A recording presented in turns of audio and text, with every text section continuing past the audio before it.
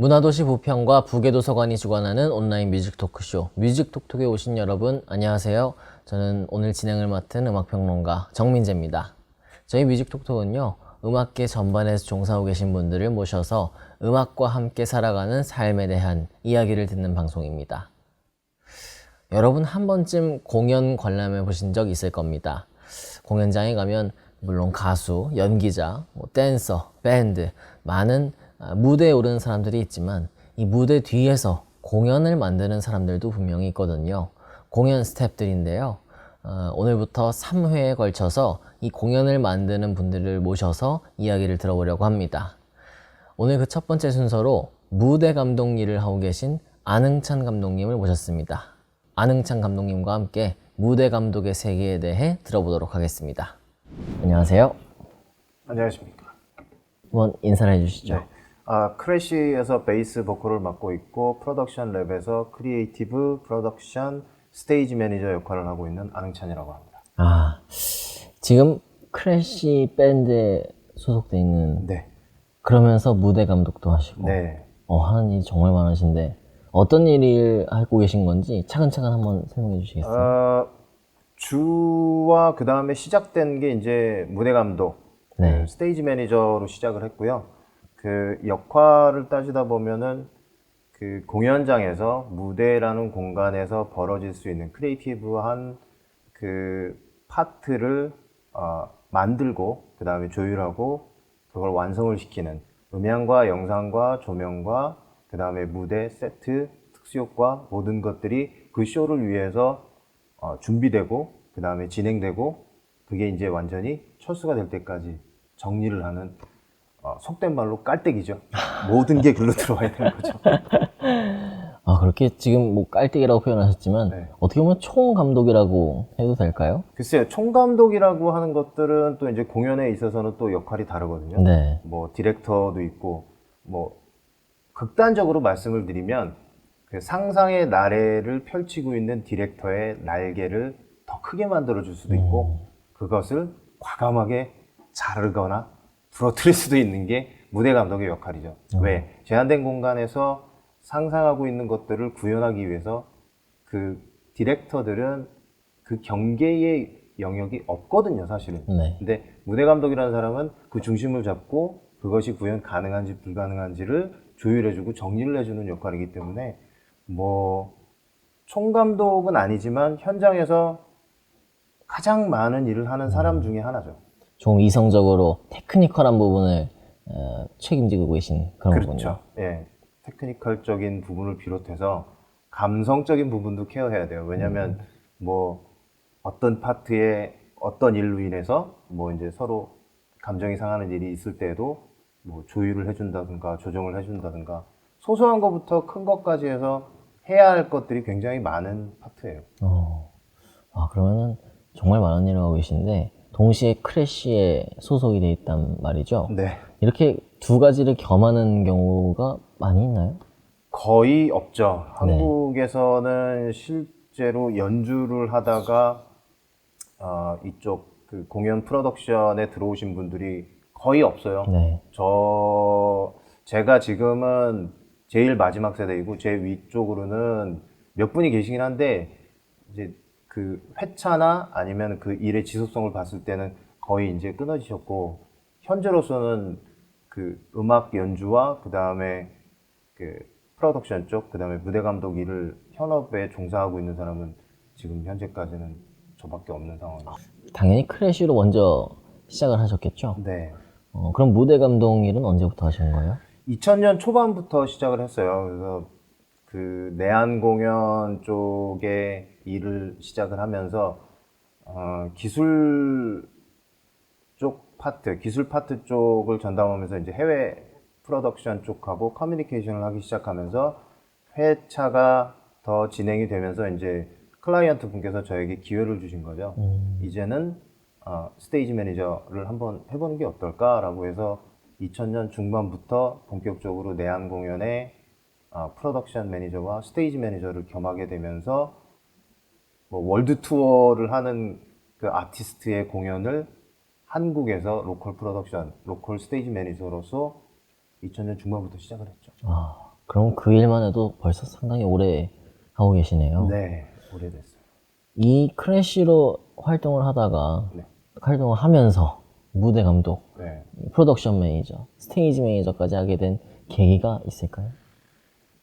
글쎄요, 딱히 계기라고 하는 것보다는 사람이 살아가면서 뭐 방향은 잡을 수 있지만 순간순간 우리가 매번 선택을 통해서 그 사다리 타기처럼 방향을 틀어가면서 가잖아요.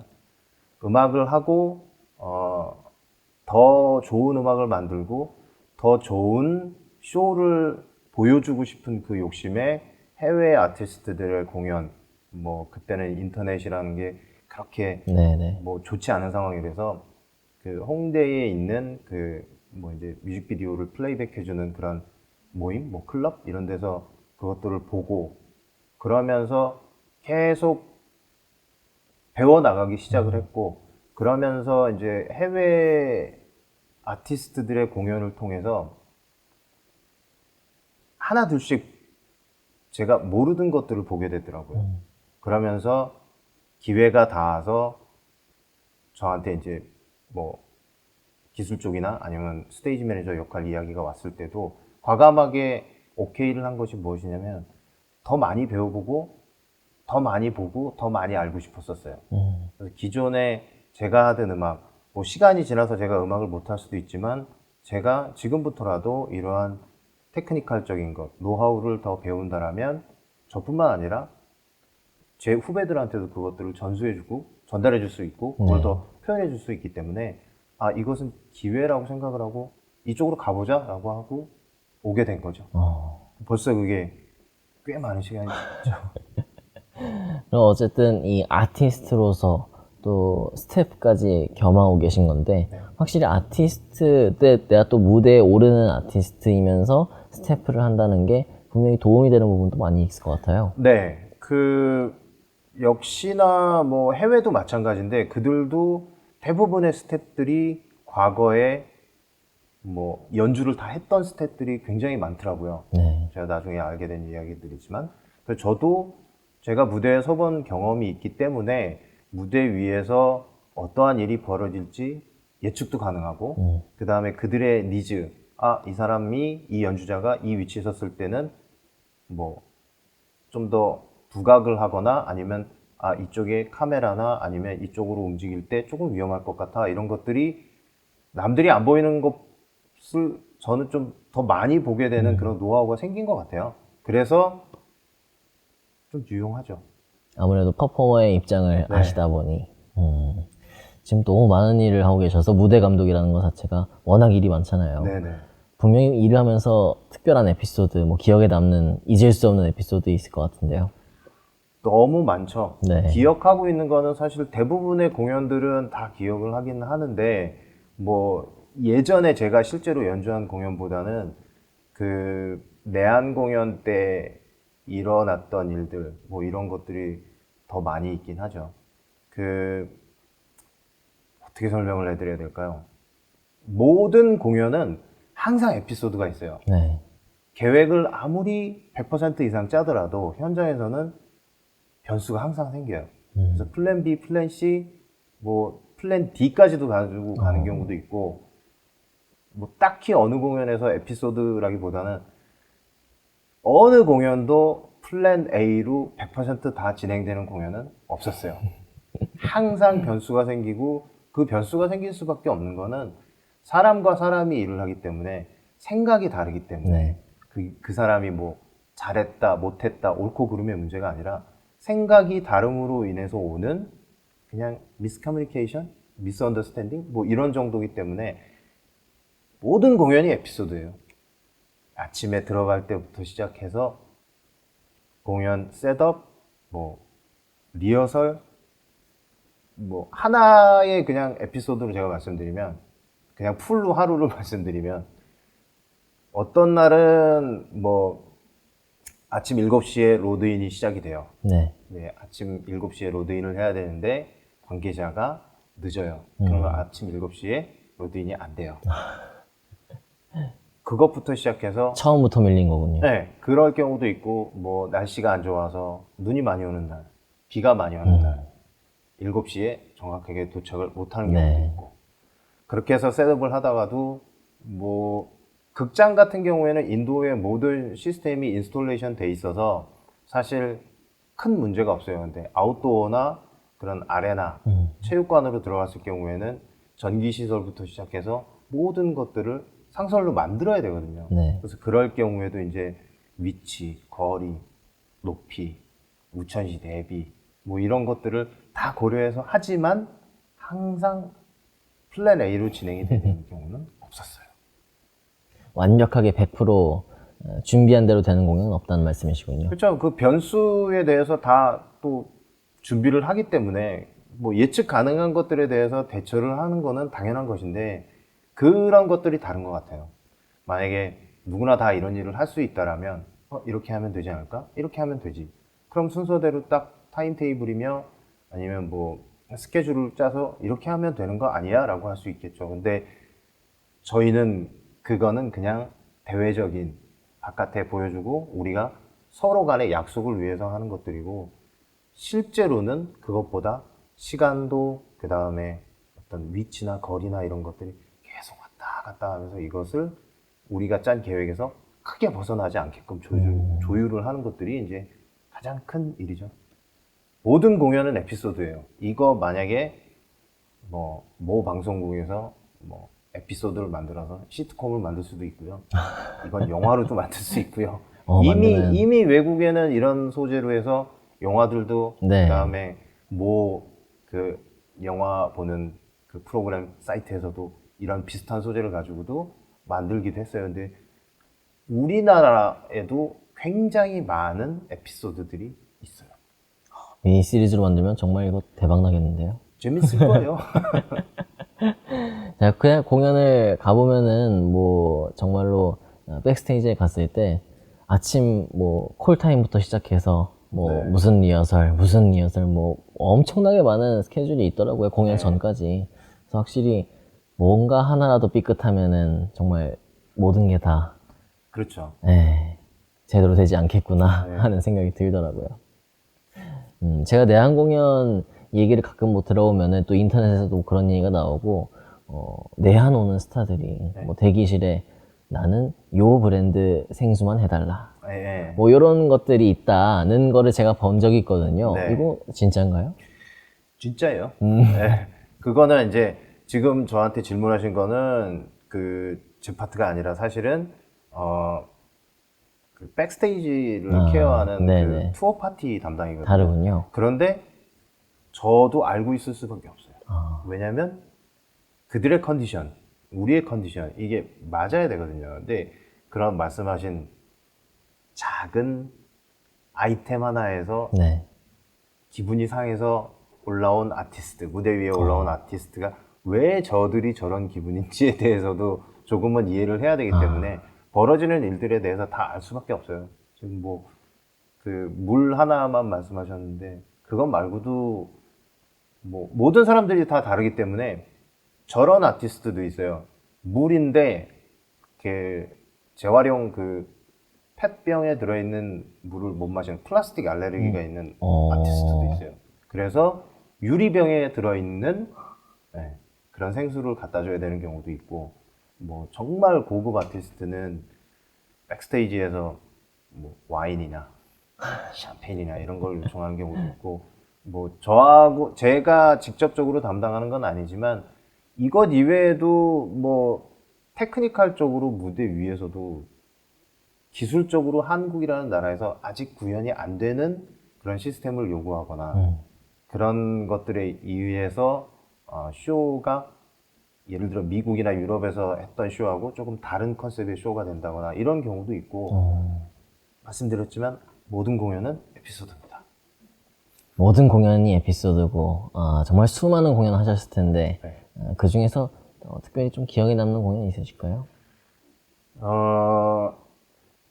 일단은 메틀리카가 한국에 와서 공연을 많이 했지만 네. 페스티벌 무대에 나와서 한 적이 있었어요. 네네.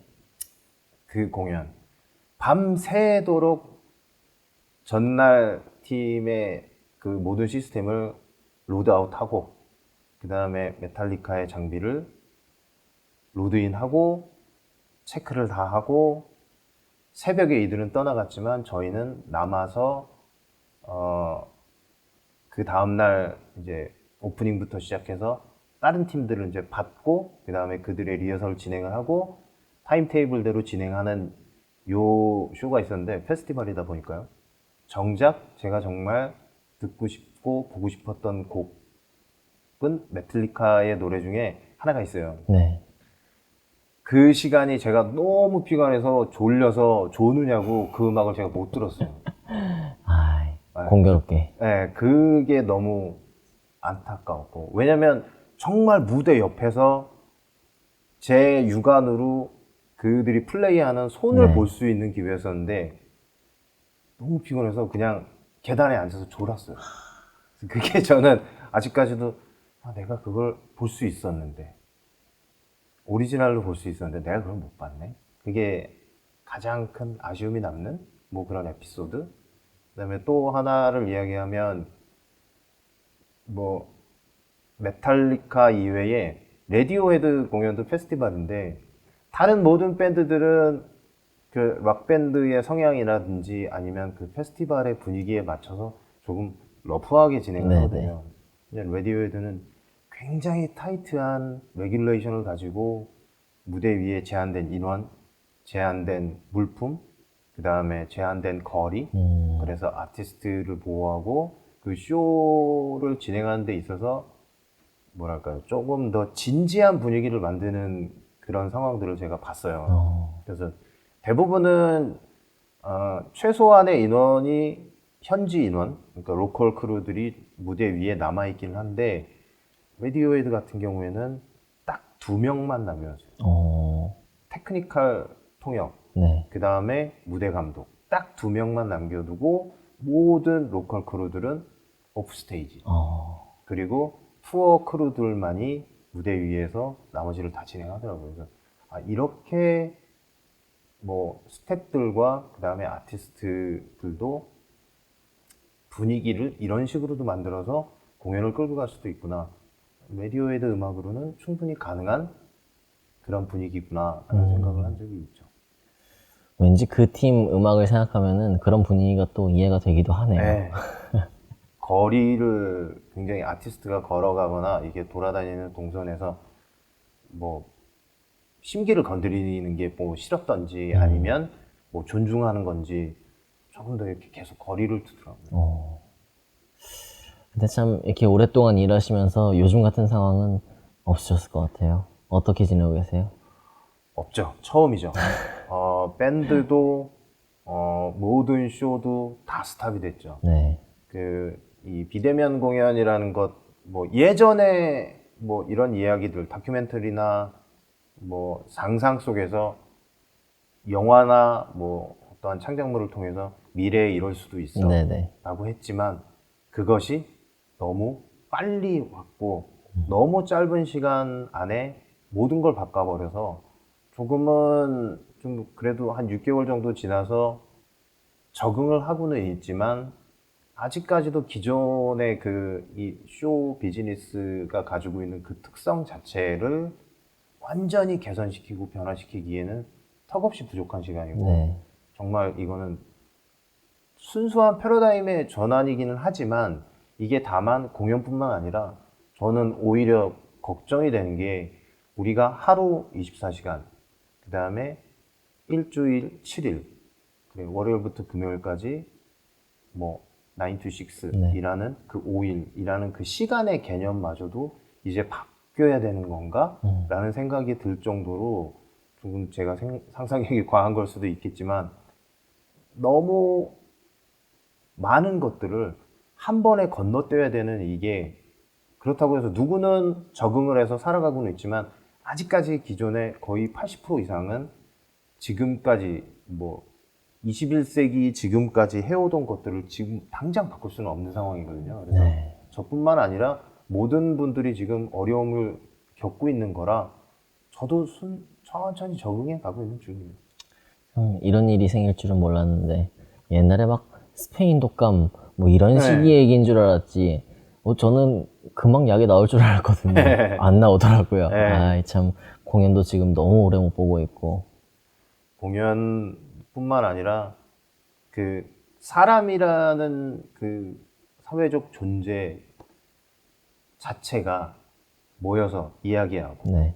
소통하고 보고 듣고 이러면서 스스로 생각하고 스스로 바꿔나가는 게 이게 사람이라는 존재잖아요. 그렇죠. 그런데 우리가 모이는 것도 안 되고 그 다음에 뭔가 보고 느끼고 생각할 그 공간이나 시간도 지금 할애돼 있지 않고 제일 뭐 이건 조금 다른 이야기이긴 한데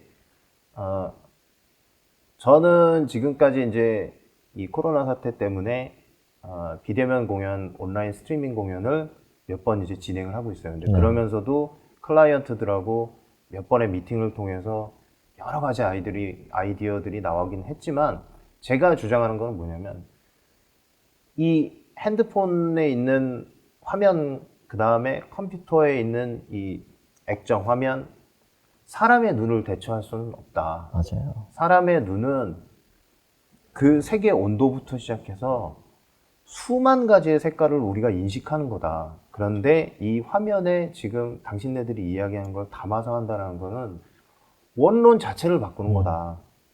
그것을 나는 그쪽 방향으로 가지 말고 다른 방향으로 접근을 해서 비대면 공연을 만들어 가야 될 것 같다라고 이야기를 하고 있지만 너무나도 많은 사람들이 그 보이고 들리는 것에 현혹되다 보니 화려한 조명이라든지 영상이라든지 이것들이 온라인 공연이고 이것들이 온라인 공연의 대세처럼 이렇게 여론도 그렇고 만들어가는 것에 조금 이질감을 느끼기는 해요. 근데 기본적으로 사람이 느끼고 가질 수 있는 것들을 해야 되는데 그게 지금 어긋나고 있어서 그게 좀 아쉽고 또 하나만 더 말씀을 드리면 그 오프라인 공연은 티켓을 사서 들어가요.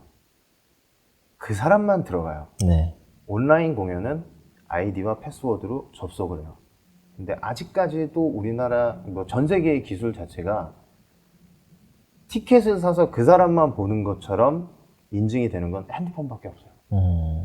왜냐하면 핸드폰은 번호를 통해서 네네. 개인이 자기 것을 증명을 할 수가 네네. 있는데 컴퓨터 OS 지금 뭐 윈도우나 맥 OS 모든 컴퓨터 마찬가지.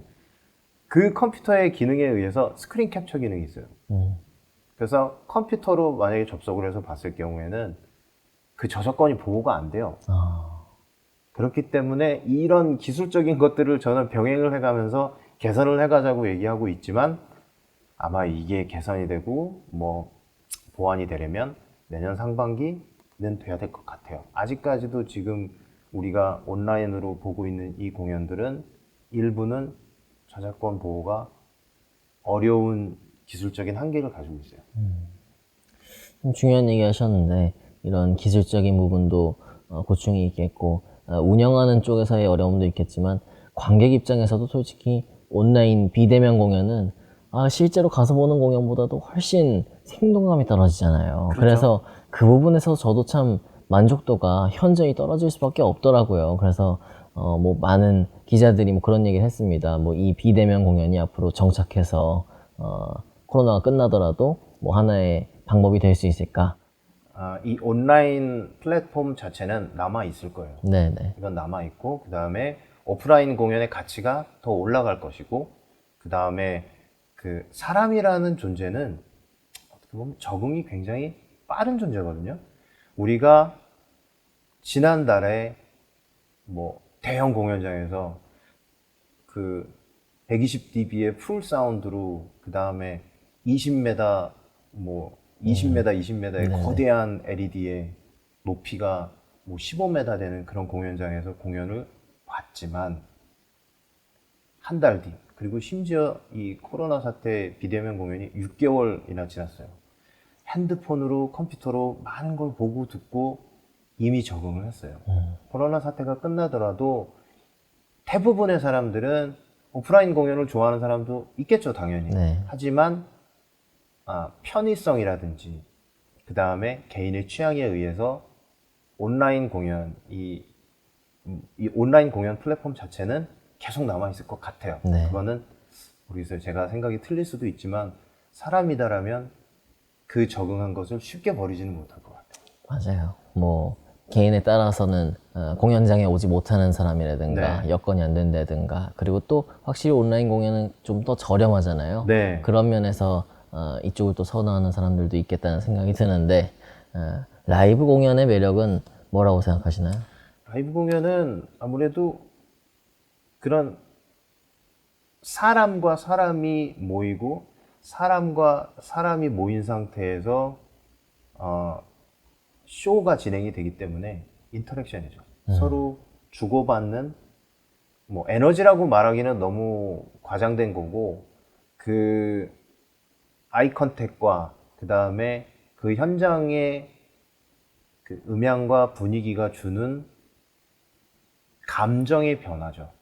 그래서 그 감정의 변화를 통해서 사람 관객이 공연에서 카타르시스를 느끼는 것이고 그 다음에 연주하는 사람도 혼자 연주하고 연습하거나 아니면은 뭐 연습실에서 아티스트들하고 모여서 하는 거하고 이외에 다른 사람이 모이면서 감정의 변화로 인해서 시너지 효과가 나고 인터랙션을 통해서 뭐 카타르시스를 느끼면서 그 공연에 중독되는 중독이라는 말이 안 나올 수가 없어요. 맞아요. 공연을 보는 것도 연주를 하는 것도 뭐 힘들고 어렵지만 끊임없이 뭐 아티스트의 길을 걷는 것도 그 중독의 길이거든요. 그렇죠. 네, 그게 가장 큰 차이죠. 사실 뭐 공연을 뭐 한 번 가서 2시간 정도 보는데 와 10만 원, 15만 원 이렇게 낸다. 한 번도 안 가본 사람들은 야, 그거 어떻게 그 돈을 내냐 하지만은 한 번만 가고 안 가는 사람은 또 없잖아요. 그렇죠. 네. 그 현장감은